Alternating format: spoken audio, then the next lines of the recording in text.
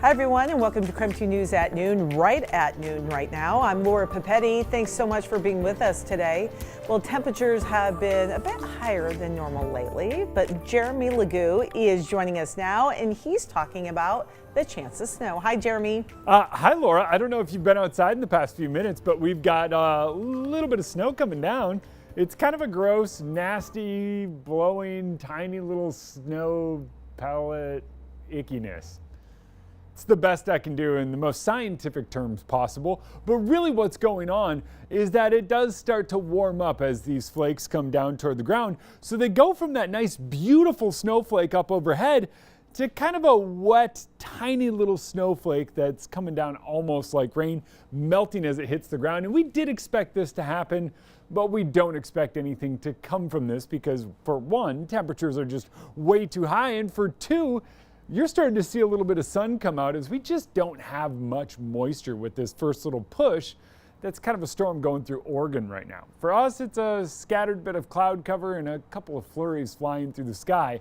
And that's really it. I mean, the radar does an excellent job of showing exactly what we're seeing. Most of the activity down to our south, but for us, just a quick little pop up here. It's going to move out later on this afternoon. And I do think we see a little more sunshine before the sun does set just a little bit later on today than tomorrow. I don't know if you saw it, but that's a much more widespread push of moisture moving into the inland northwest. For us here in Spokane, I don't think we really get much out of it.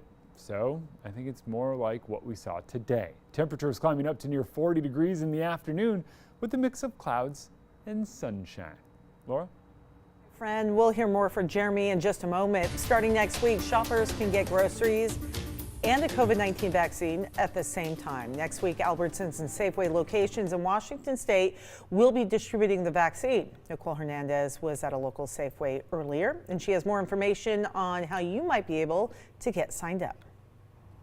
Yeah, so right now just 32 Safeway and Albertsons locations are open for that COVID-19 vaccine, but later this month, over 100 more will be added to that list. So all 170 Safeway and Albertsons locations in the state of Washington will start vaccinating people this month. This is part of the country's plan to increase the amount of vaccines they are distributing.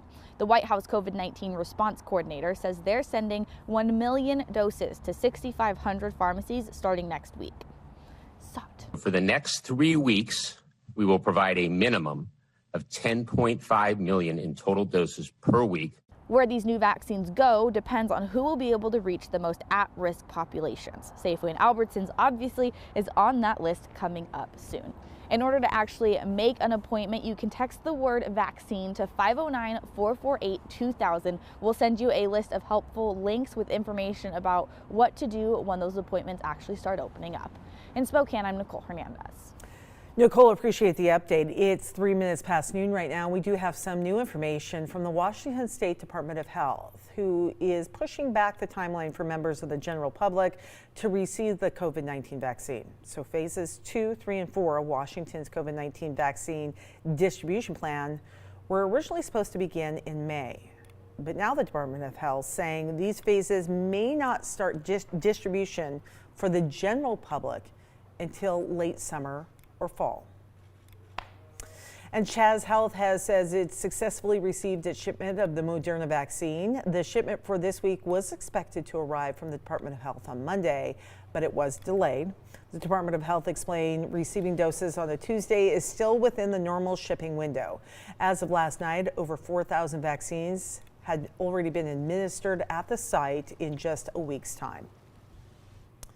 We have received so many messages from viewers wondering if people from Idaho can get the vaccine at the Spokane Arena distribution site or from other places. So let's take a look at the information that we've received in the last few weeks.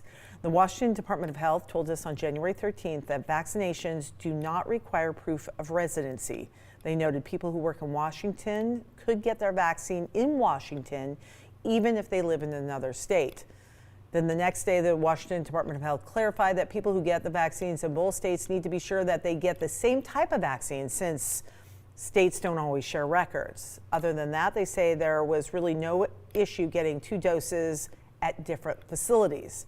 Then on that same day, we received a voicemail from the Idaho Department of Health and Welfare. I do have the answer to your question here. Basically, People do not have to prove residency to receive a vaccine, so one could get the 2 doses in different states as long as they're the same vaccine.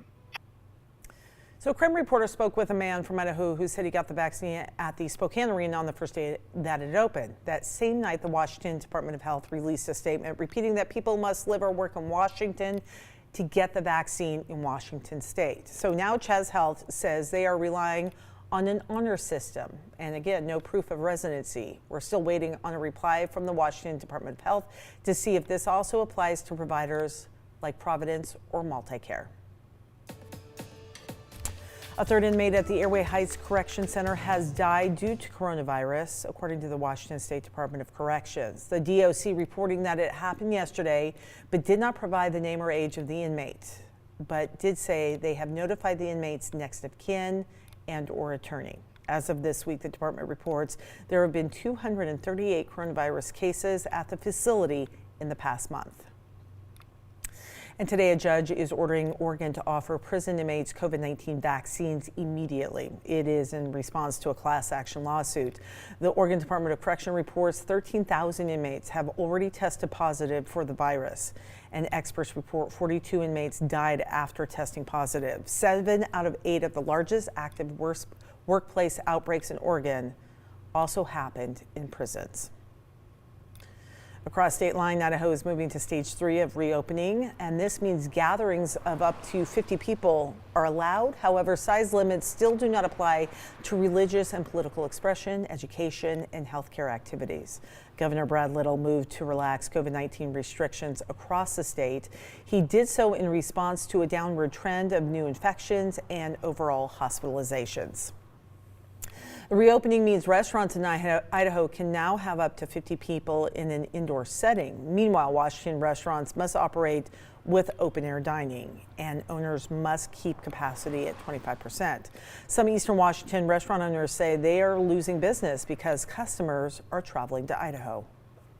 And with Idaho being right next door to us, they've opened. And of course, like I said before, people would rather go sit down and enjoy themselves than to get to-go food or takeaway food. So here in the East region, the earliest date that eastern counties can be considered to move into phase 2 is next Friday, which would be February 12th. All right, it is 12:08 right now. Today, we are learning some new details about a helicopter crash killing 3 people from the Idaho Army National Guard. The National Guard reporting that the crash happened last night near Boise. They're telling us the helicopter crashed around 8 on Tuesday. Rescue crews recovered their victims' remains and just after midnight. Authorities say the Black Hawk helicopter crashed during a routine training flight south of Lucky Peak. And right now the cause is unknown. The names of the 3 pilots are being withheld. Of course, they are notifying the next of kin.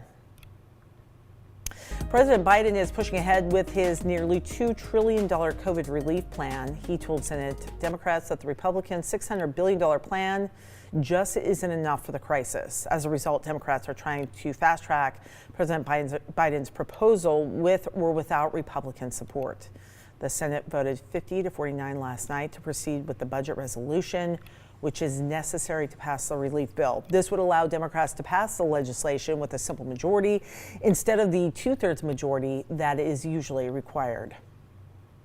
We are not going to dilute, dither, or delay because the needs of the American people are just too great. Time is of the essence to address this crisis. They've chosen a totally partisan path. I can't remember a budget in the time that I've been here that either side has ever voted in a bipartisan way, so we're off to a totally partisan start. Senator Lindsey Graham commented that this bill will be the first time the government has spent $1.9 trillion without bipartisan support. However, Republicans made a similar move with tax cut legislation back in 2017. Many people are asking, does this bill passing mean they could see another stimulus check? And that's not a simple answer, really. There are 50 hours of debate and a vote and several committees the bill has to move through before it indeed does pass. Then there are 20 more hours of debate and another vote. So it could be a few more weeks before the bill even officially passes.